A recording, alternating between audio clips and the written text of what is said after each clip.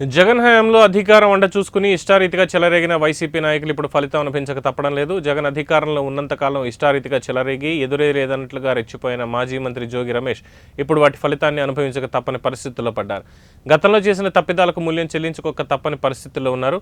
అగ్రిగోల్డ్ భూ కుంభకోణంలో జోగి రమేష్ కుమారుడు అరెస్ట్ అయి బెయిల్ మీద ఉన్నారు. ఇక మాజీ మంత్రి జోగి రమేష్ కూడా తెలుగుదేశం కేంద్ర కార్యాలయంపై దాడి కేసులో ఇప్పటికే పోలీసుల విచారణకు హాజరైన జోగి రమేష్కు సిఐడి పోలీసులు తాజాగా మరోసారి నోటీసులు జారీ చేశారు. అయితే ఈసారి చంద్రబాబు నివాసంపై దాడి కేసులో జోగి రమేష్కి నోటీసులు జారీ అయ్యాయి.